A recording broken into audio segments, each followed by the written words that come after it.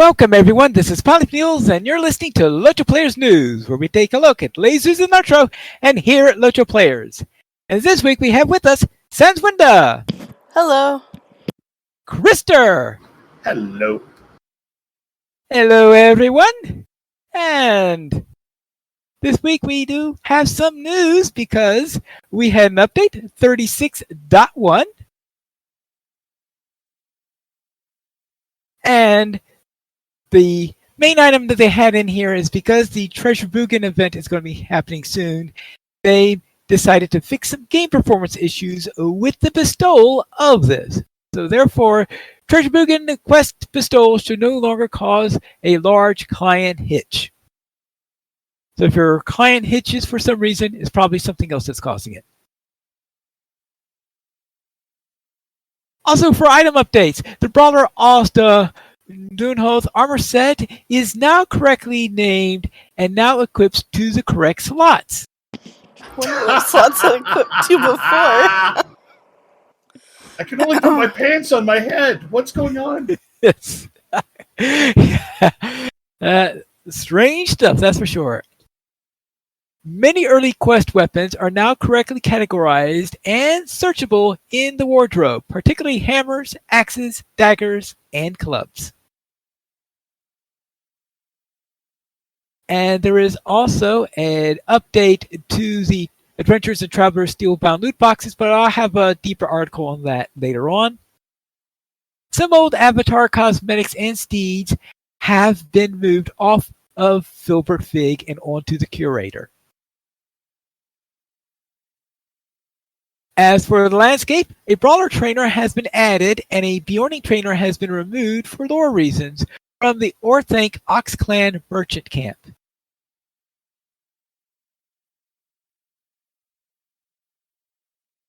And also, there's miscellaneous floating objects that have been resolved, miscellaneous buried resources, and creatures have been resolved. Miscellaneous terrain seams have been resolved. Miscellaneous Z fighting has been resolved.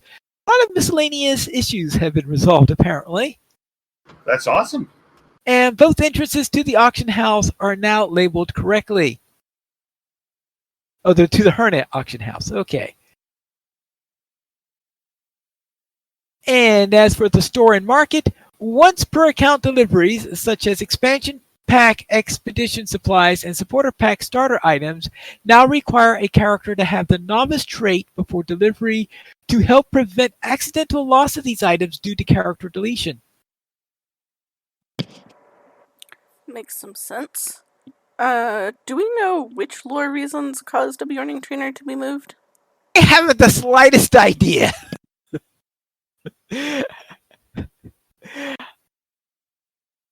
Yeah, I'm not really sure what lore reasons. I mean, why? Yeah, what are the lore reasons? I don't know. That one had me stumped also. Krister, Well, maybe. Okay. This is just a theoretical here. okay. Maybe the Beornings accepted Aragon Express, but they did not accept Duran's Club credit cards. So that's what I'm kind of thinking. Is maybe there was kind of like a business dealing there, but that also could be because I drink a lot of caffeine. So there might be a couple factors at play here. I think that is probably the primary source of that hypothesis. Yeah, well, the curious. Okay, just let me seriously though. The curiosity is what lore, because aren't Beornings kind of a stretch of the lore, anyways? I mean, Well, it's.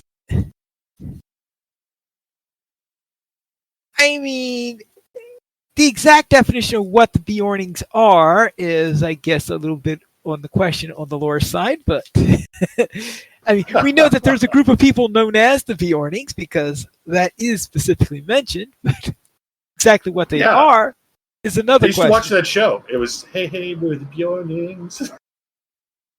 Well, the trainers at the Ox Clan merchant camp, though, aren't they the ones that have the unique armor? It's like class restricted. Oh yeah. And now I'm trying to think about the timing there too, because maybe it was that they just threw a vendor out there when the Beornings were introduced. Maybe.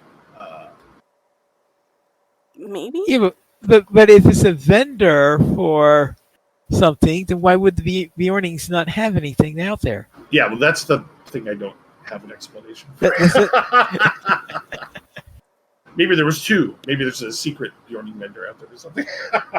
Or maybe they Okay. accidentally had like a Dunlending Beorning trainer and they're like, that's not really working. I don't know. Well, that could be lore reasons to remove one. Ooh, they were. Hopefully they just reported like to the. moved them, but that's not really what it sounds like. Maybe they were reported to the Better Beorning Bureau. Better Beorning Bureau for not correctly distributing the right armor or something. Oh boy. All right. Maybe we'll find Missions. out from Cord one of these days. Yeah, we'll find out what that's all about. Missions. Turtles in the mission Terrible Turtle Trouble will now apply the delving effect Sauron's Wrath and Sauron's Blessing on each other. These are some real nasty turtles. That sounds unpleasant. It sounds extremely passive aggressive as well. So Yes. As for PvP, a couple of Orc Defiler appearances were accidentally changed in a recent update and have been corrected. The Boar Tribe Chieftain appearance has been returned to its original state. And the Update 34 Ultimate Edition Defiler appearance has been returned to its intended Boar Tribe state. The name of its trait has also been corrected as it changes your appearance into that of a Boar Tribe Orc and not into a Mordor Orc.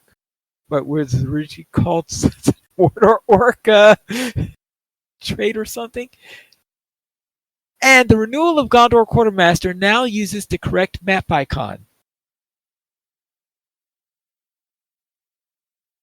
And that's it for the update. So it's definitely not a massive update. So just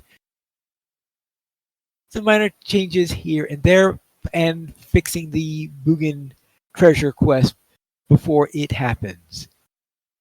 So that's it for update 36.1.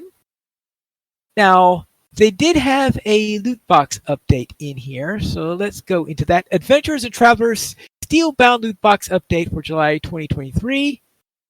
And they have a full article on this. Update 36.1 brings new and classic items to the Adventurers and Travelers Steelbound loot boxes. We have the Horse Archers War Steed appearances. The following new and classic items have been added to loot boxes. A spotted Jerboa pet. And I'm just wondering,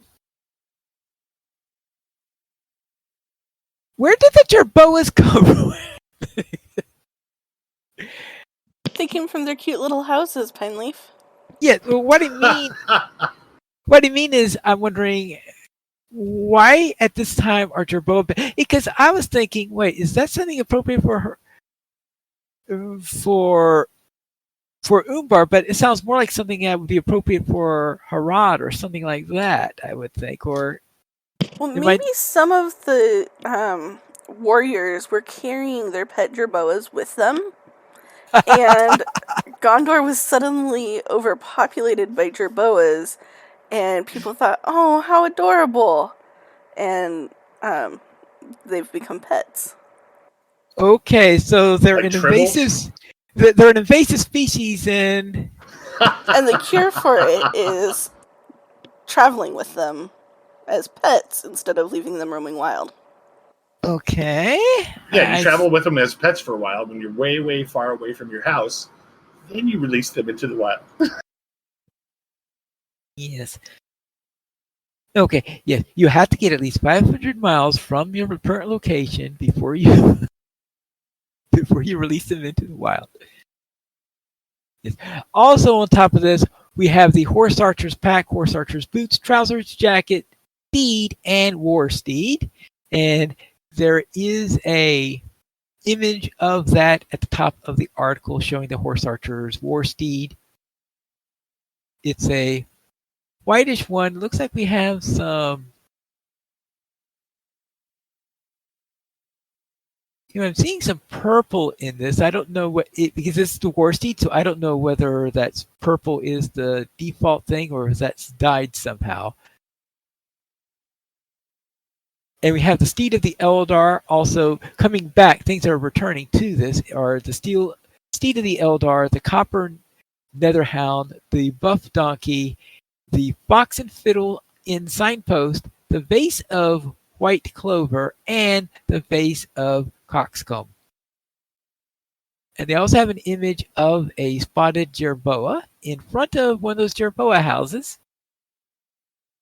And the following items have also been added to Filbert Fig and the Figments of Splendor vendor located in Bree, the Potted Palm, the Jerboa House, the Horse Archer's pack, boots, trousers, jackets, steed and war steed, the Copper Netherhound, Buff Donkey, Fox and Fiddle signpost, base of White Clover, and Coxcomb. So apparently those are coming to both of them.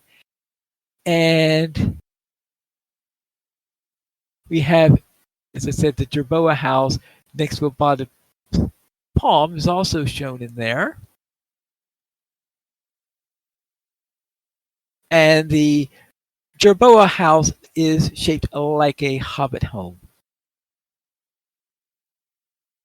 And the following items are being removed from Filbert Fig and are being added to the curator.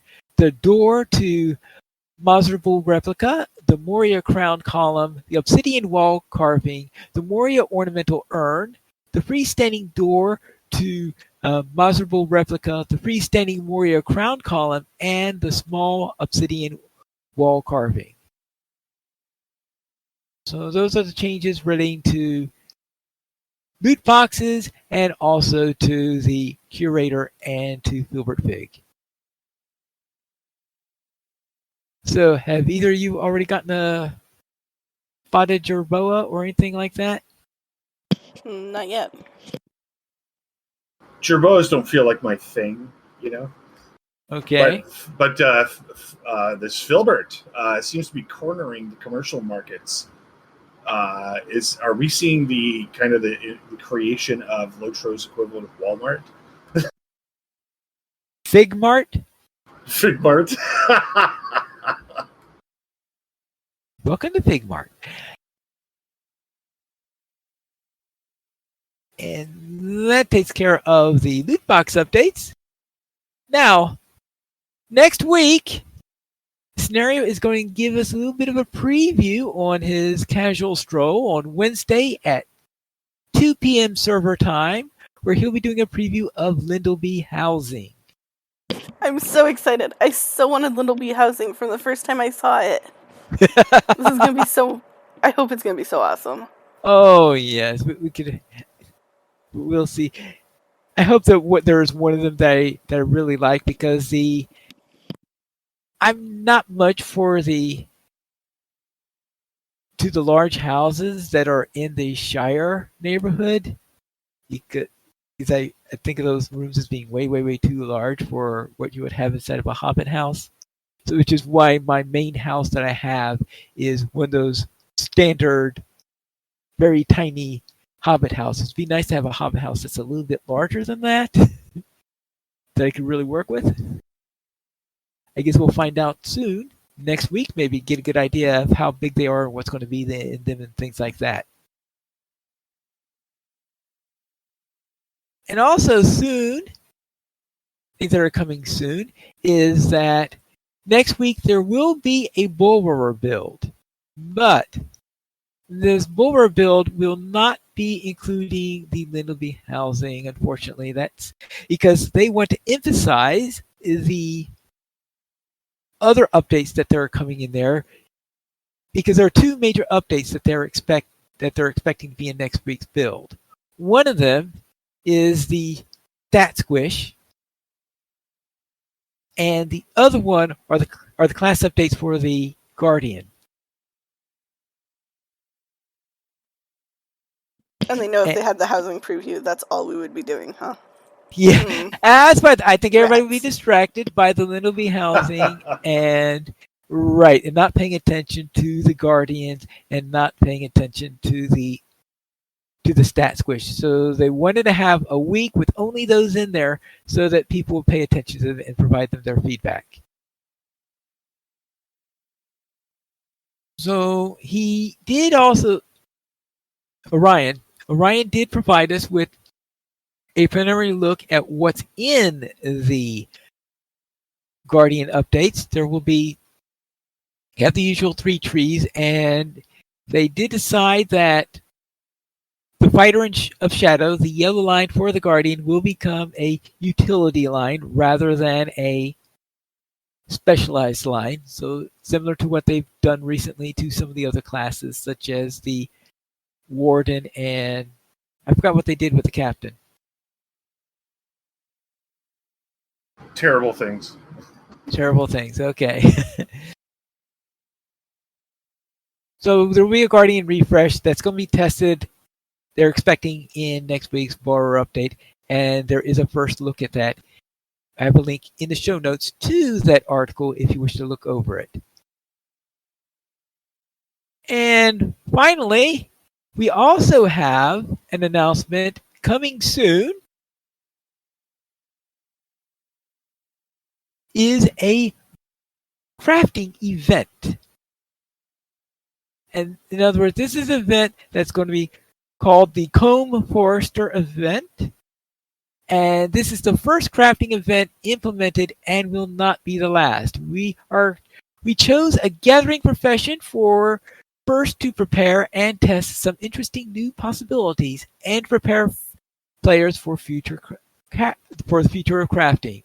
This event would be set to run about 4 to 5 days and then go on hiatus for about 2 to 3 weeks before returning. The quests associated with this event is available daily, and you can always reset access to the quest with Mithril as usual. So yes, that would be in Combe and Forester.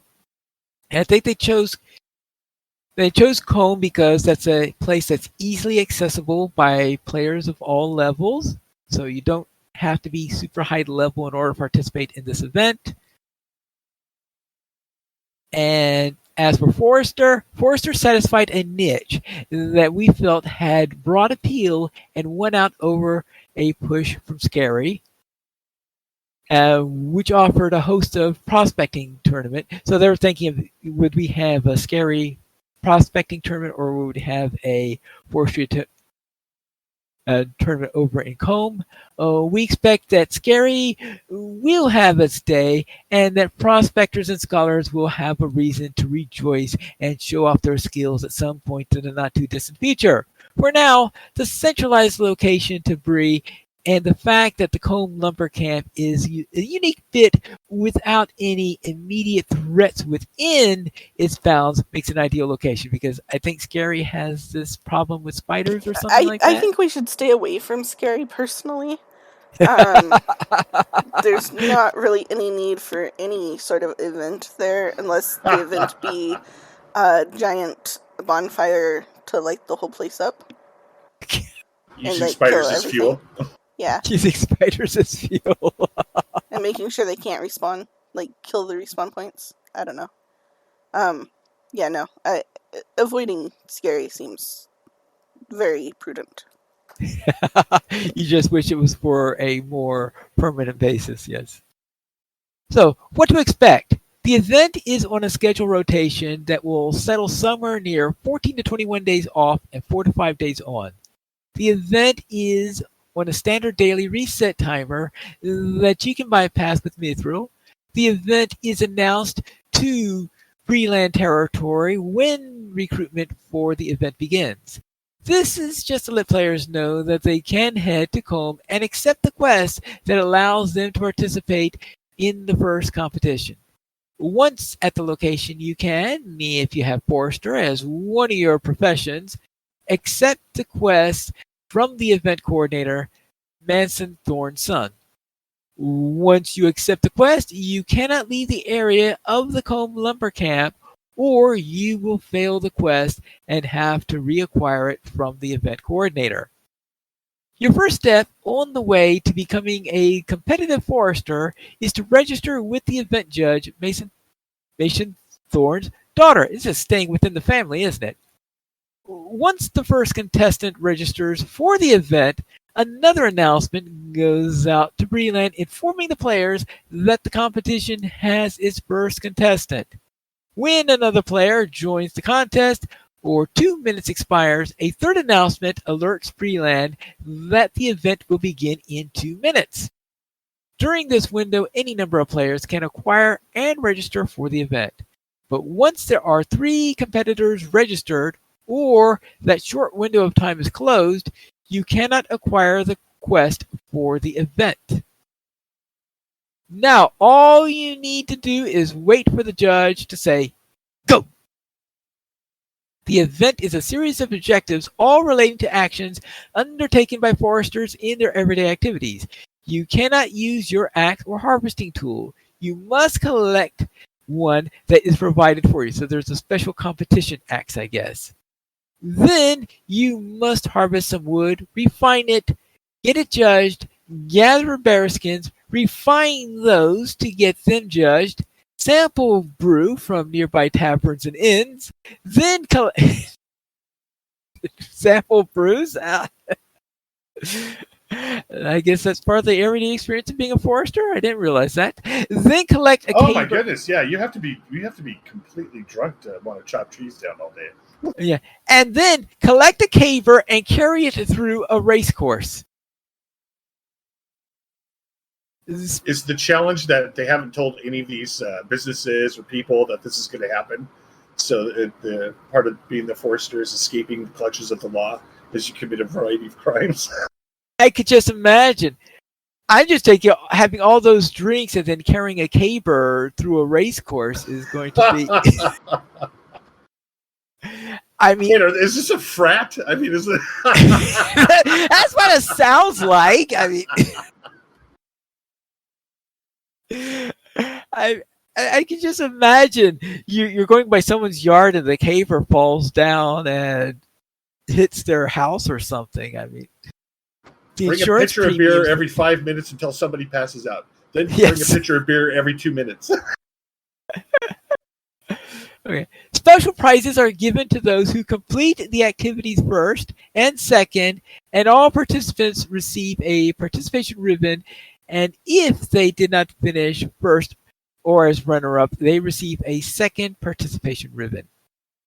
It's not overly complex and should take only a few moments to complete. The event will reset every few minutes, and it completes after it completes so that it is available as often as it can be while it is active. Right? And wait, winner, runner-up, and participation ribbons? As as stated earlier, this is the first of what should become an event for each of the professions. And then, once all the professions have had their first events, we will expand to multiple events available throughout the game world and all feed into a wide array of crafting events.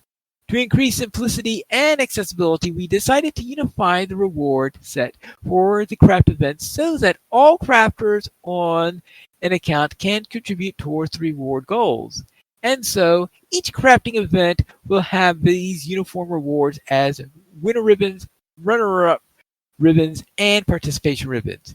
This allows players to build towards the rewards that they want and provides continuous advancement along the track for the account and server that they play on. Each of the ribbons has a cap per account/world to encourage you to spend along the reward tracks presented in each profession. Additionally, to allow for those of you who are unusually unlucky, you will have the ability to trade out the lowest ribbon participant at a 10-to-1 ratio for the second tier and a 100-to-1 ratio for the top tier. The inverse is also true, and you can trade out the top ribbon for 10 or 100 respectively. This provides a flexibility in storing your ribbons for the items that you really want. Okay, and what can you get out of all of this? Of course, there'll need to be rewards for a competition, and let us face it, ribbons are nice, but we want something that we could show off or see, or that has an actual effect on the character. The event quest, when finished, provides a large amount of Forester experience, which should be appealing to new and seasoned Foresters, but there's more. So, without further ado, let's. I'm sorry. They spelt the word adieu as the French word for goodbye. So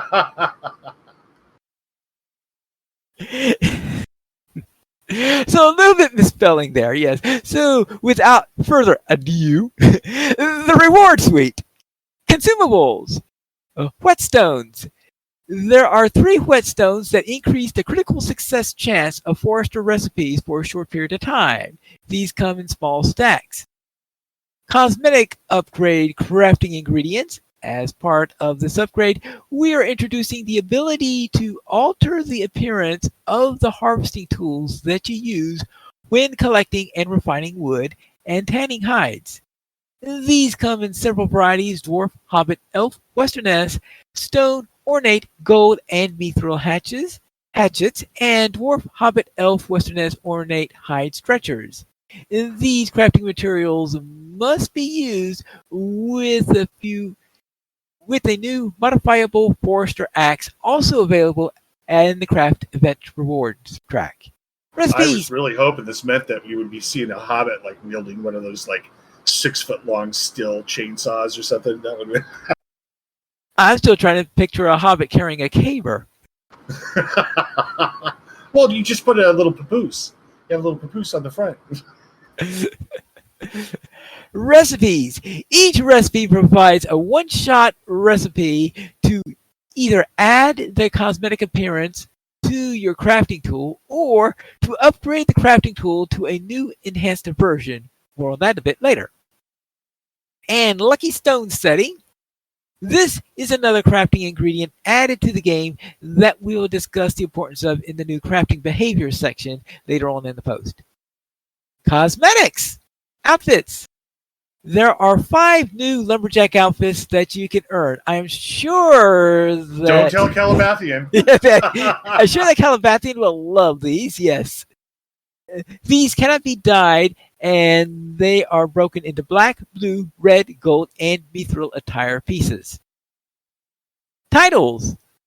I'll admit that these are a bit cheeky, but we're all here to have some fun, and I think that paying homage to a great form of flattery. There are 8 purchasable titles, and another 5 titles that will be earned by continued participation in this inaugural crafting event, each specific for Foresters. There are also 5 new emotes that you can earn, and skills. There are 2 new cosmetic-based skills that you can purchase, each related to the event and humorous to behold. Permanent effects. Emotes. There are 5 new emotes that you can earn. Skills. There are 2 new cosmetic-based skills that you can purchase, each related to the event and humorous to behold. And also traits. There are 5 traits that you can purchase to increase your chance to critically succeed with Forester recipes. As for housing, decorative furniture. There are 3 new display pieces for outside your home and usable decorations. There are 2 new usable pieces of decoration that provide you a short alteration or benefit for your Forester abilities and skills. Right now, they're on a bubble for inclusion at the outset, but they are still planned for the future. So they're not too sure about the usable decorations yet. And now, harvesting tools. This is the big one. There are 54 iterative versions of the new Forester tool. 54! One of these, the Modifiable Forester's Axe, purchased with your ribbons, is the introduction for our new approach to top-tier crafting. The tools, when combined with the cosmetic upgrade ingredient listed in the consumable section, changes the appearance of the harvesting tool when used in all crafting interactions. These baseline changes account for 8 additional variations of the new Forester Axe tool. When the new base Forester Axe tool is modified with the Lucky Stone settings, also listed in the consumable sections above, it gains, let me put a pause on this, and just say that these account for the other 46 variations of the new Forester axes that are available. This is sounding Overly complicated?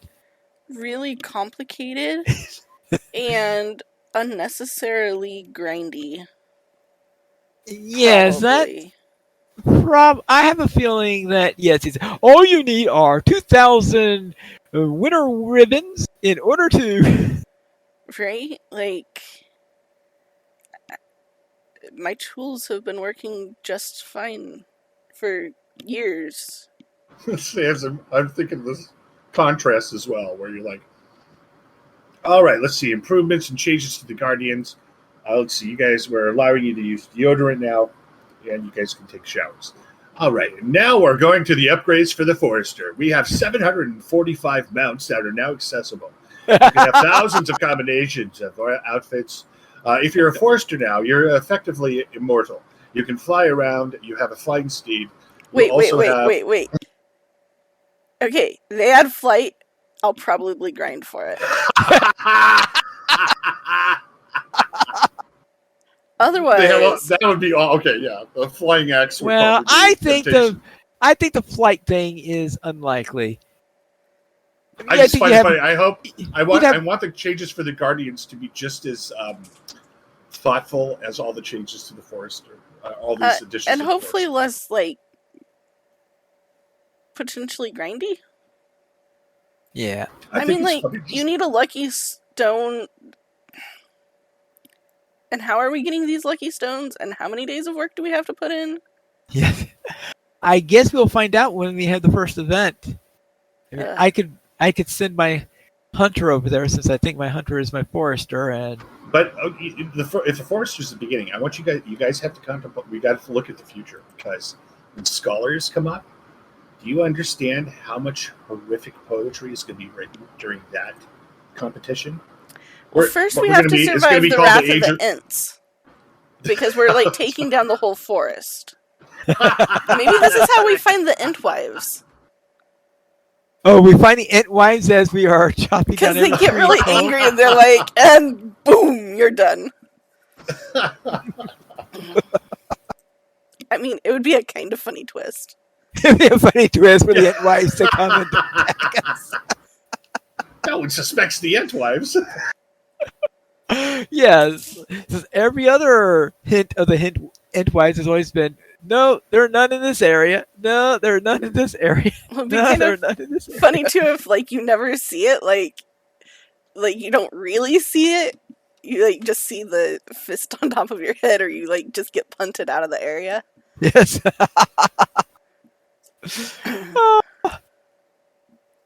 Right. Now, let's continue. Yes. A new crafting behavior. As we move on through the year, we are getting closer to revealing some of the important upcoming changes to the crafting system on the whole, and this event provides us an opportunity to reveal an integral piece of the future of top-tier crafting, and that is upgradable items. Told you this was sounding grindy. The Modifiable Forester's Axe is the first item that allows for this crafting behavior. At Tier 0, the harvesting tool functions much like the current universal harvesting tool. When upgraded once, the item takes on a quality that, when used in harvesting, provides a small chance to generate a rare component relative to the level of the harvested node. Each successive upgrade to 5 increases that chance. As we add more profession events and the subsequent modifiable rewards, we will also introduce recipes to combine these tools into a single utility tool.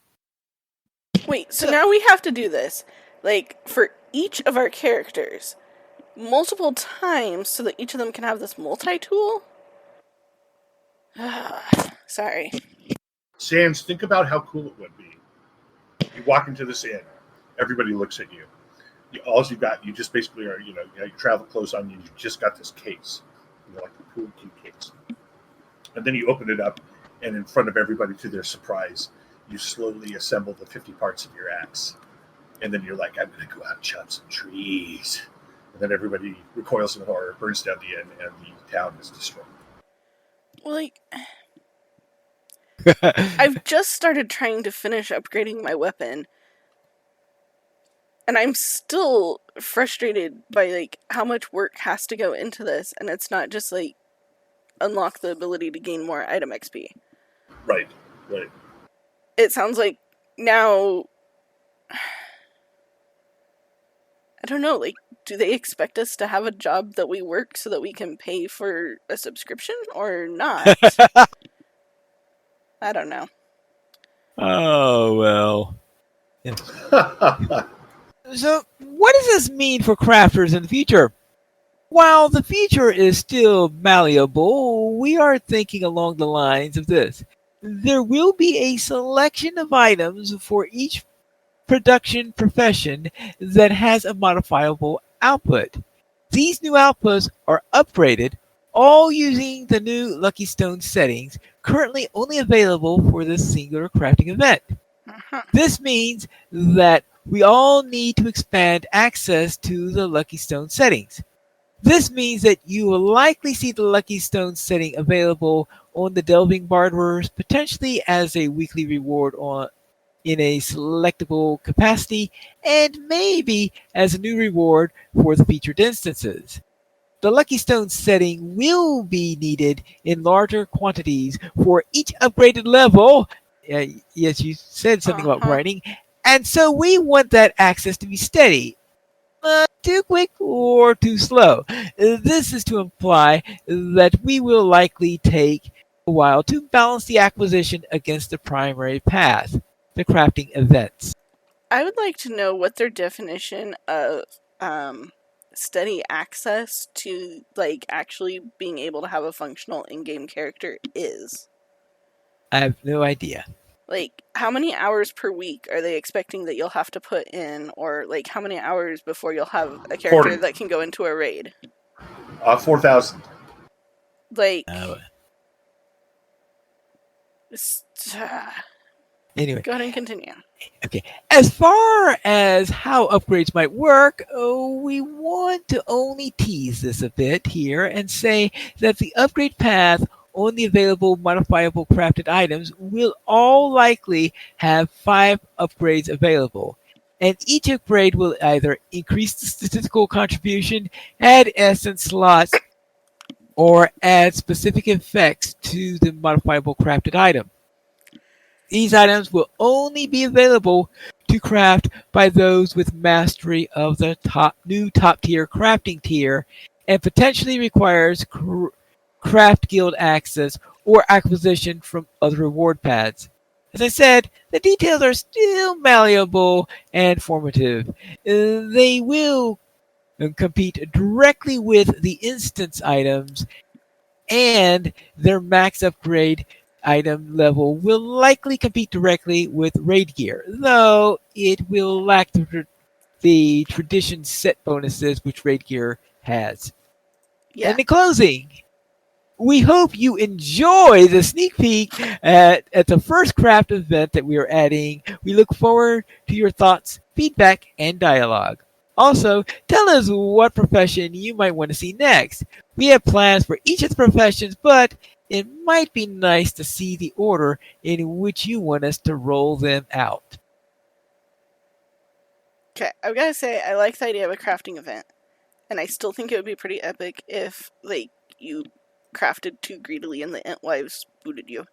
But I am far from persuaded that these new tools are going to be enjoyable.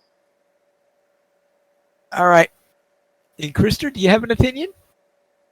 Well, and I guess it's when you hear it's coming, you're just like, I'll have to just experience it and see what it is. I'm just curious about the focus on the changes. But of course, the most distressing thing to hear there is the subtlety of new crafting tier. So then that means that now I actually have to get off my rear end and craft to a new tier. So what would that entail? Oh well. But I don't know if that's a big deal or not, because I do have several crafters that are fully, they're fully leveled up. So I think it probably won't be that bad. But kind of curious about what they're doing. But the other thing they thoroughly shot down, though, there was some mention about having our skill degrade over time, right? But they're not going to do that, right? No, or our reputation. That was so thoroughly shut down by the. Yeah, I figured that would have been a big. We actually have a problem with this. Yes. That was most definitely booed out of the.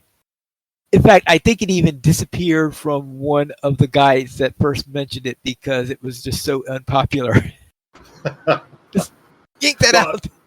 Yeah, so my main thing will be is I appreciate them looking at this, and I appreciate them looking, trying to develop this system and stuff. But I'm hoping they put as much thought into aspects of the game that are equally or even more important, which would be the gameplay itself. So that's where I'm hoping, honestly, that if they've done all this for the Forester class and this introduction of the new crafting system, is that they were thoughtful in their changes about the Guardians that they've done as well, and that we're going to see a really positive impact with that.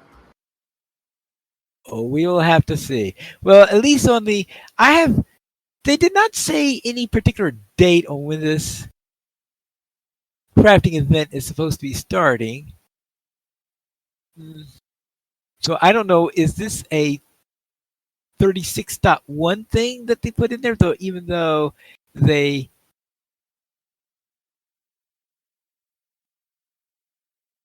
or is this a update 37 thing? My guess is an update 37 thing that they're just because they said that they're just still working on some of the things in here, but I am not sure at all what's going on. Let's see. Here's one person said, I'll be honest, that is not what I was hoping for from the crafting update. He says, this is not the crafting update. This is just an event. That's something just to note on there. This is not the main crafting update. Just an event in there. Though it sounds like that it ties in with the crafting update, apparently, because they're talking about the whole upgraded items thing and stuff like that. Yeah, and like Sans was saying, too, I like the idea of them having that event regardless. So I'm looking forward to seeing what it's like. But there were days, I remember there were years where I would be roaming the countryside, mining, grabbing whatever I keep my grubby hands on, and I haven't done that in a while. So it might be fun to return to roaming the countryside, raiding again for all of our supplies. Which were the salad days. So cautiously optimistic. Cautiously optimistic. We will see. And that concludes our game news for this week. So let's head into the store sales. Sans Window, what's on sale this week? Well, this week you can find your pretty awesome but slightly less awesome Shadowfax. Hey, Shadowfax can instantly transport you places. But this week you can get 25% off select war steeds and mounts, riding skills, and select ward steed cosmetics and movement speed buffs through July 20th. And they are pretty cool. And the weekly coupon is a free universal ingredient pack. One free universal ingredient pack with the coupon code ONEPACK. And it's spelled out ONEPACK. And that is also good. Rule them all. Through July 20th. Or craft them all. Yeah, one pack to craft them all, and then the darkness bind them.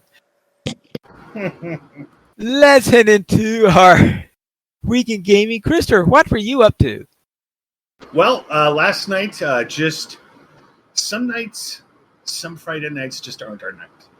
Uh-oh. And so we were able to get a 6-man put together. So we decided to do Vermin. And for some reason, well, my hypothetical is that it was kind of our party construction, but we could not kill the last boss. We were just Okay, what tier were you running it under? Tier 1. So it wasn't like the end boss. This was routine for us. We were taking a person that hadn't completed it through, and we just thought it was going to be a routine fight. But we had I was the only heavy, and we had 3 hunters, and so I feel like that was probably not the best combination. Oh yeah, and our healer was an RK, so ultimately we only had one combat res. So last night was the first night that I really missed the change in the captain, where they took away the ability for a yellow captain to fully buff the res. So because if I cut, with the old res, I could bring up 2 people at full morale. So that might have made a difference last night. But yeah, so it was LOTRO no last night. Last night we just didn't have a good night, and concluded the night in shame and defeat. So, but we're hoping that maybe next week or the week after we can work with the Mythgard people again and maybe get a raid together. So we'll have to talk to that about with you as well, Pine. See if we can get another raid going. And then besides that, been playing on that Valheim multiplayer server, which has been a lot of fun. I've been doing this gigantic dragon effigy or totem, and I like it so much I might submit it to their artwork thing on Steam. See what other people think about it. And then we had our fun new Minecraft server launch last weekend. And what I was struck about that one was because the first 2, I really got obsessed with gathering horses. This one, I might just be obsessed with trying to explore how big the caverns are below our base, because it is impressively gigantic down there. And I don't think I'm even close to seeing the end of anything. So that would be a lot of fun to almost see if you maybe build a little town center or something in the caverns themselves. Make our own Moria. Make our own Moria. So that was pretty much it for me this week. Stans, what were you up to? Well, I played Satisfactory for the first time, and it was very satisfactory. Cool. And then I played it some more with my nephew, and that was pretty awesome, actually. We got quite the factory up and running. And then played some Scrap Mechanic with my nephew, and I was defeated by the mechanics of it. It looked like it would be relatively simple to build a little flying machine. And it was very easy to build a machine that would flip you over. It was more difficult to build a machine that would let you fly up in the air and then flip you over multiple times. But I never did get a machine that would put me up in the air and then let me steer. So, yeah, I landed in some trees and landed into the skybox and fell down. Landed in the ocean a few times. Yeah. The mechanics of making a flying machine totally defeated me. And then we started a new Minecraft server this week, as Krister mentioned.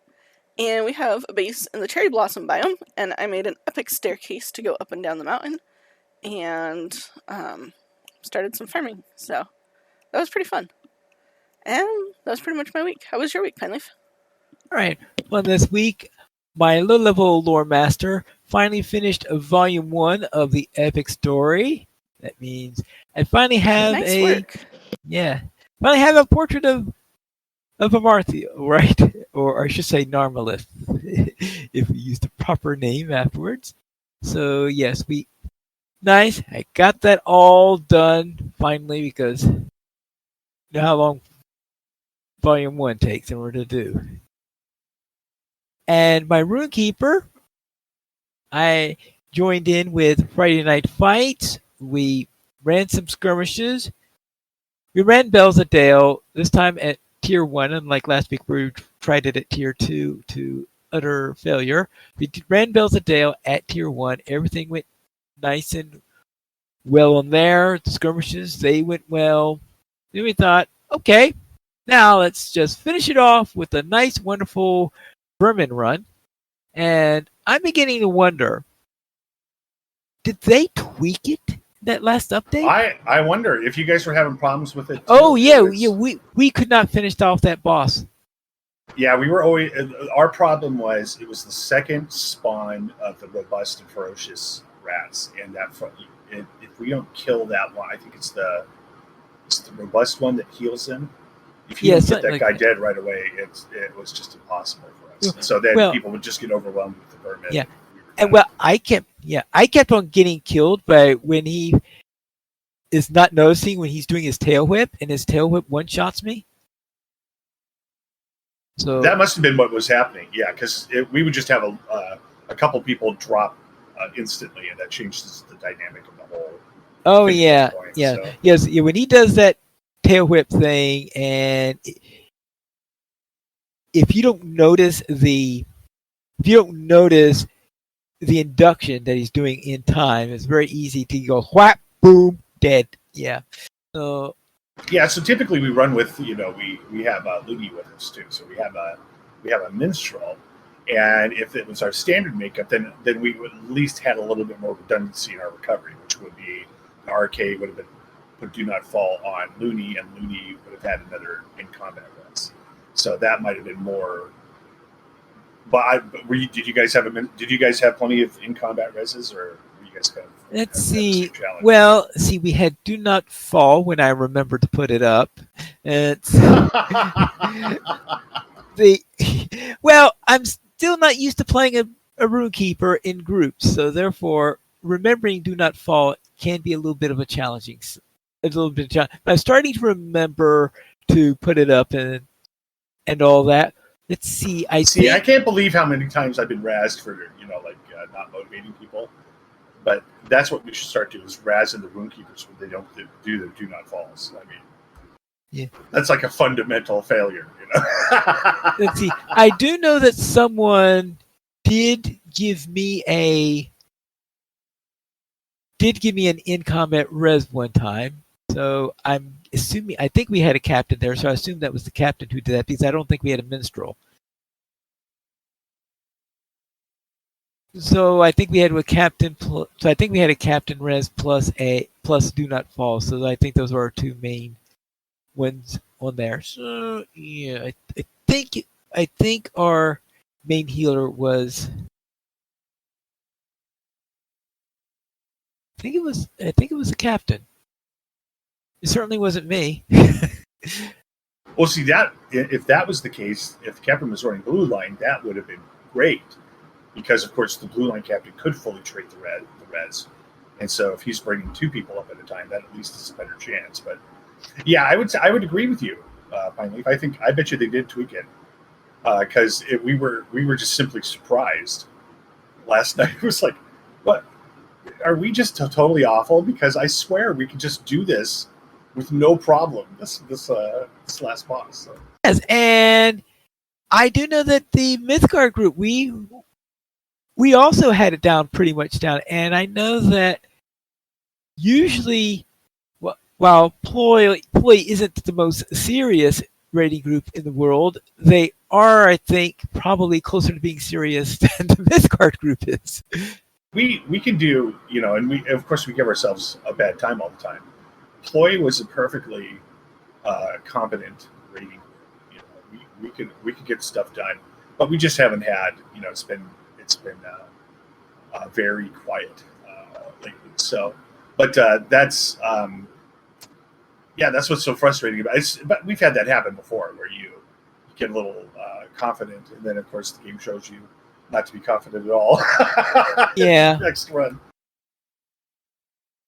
All right. And also, I've been playing a game called Wild Frost, which is a roguelike deck builder, and playing through that and running it, and of course getting killed along the way, which is what usually happens in roguelike deck builders. And that's it for my weekend gaming. We currently have 13 supporters on Patreon. If you'd like to join this illustrious rate of players and help support LOTRO players, you can go to the donations page. You can support the Players Alliance on Patreon. Your money will be used for our podcast hosting, website hosting, and to pay for our live shows. The Players Alliance has 2 shows on Saturdays at 8:30 p.m. US Central Time. We have LOTRO Players News, and we record DDO Players News when Drac is available. And if you would like to send us a message, you can send it to podcast@lotraplayers.com. And that's all for tonight then. This is Pilot Needles reminding you to skirmish responsibly.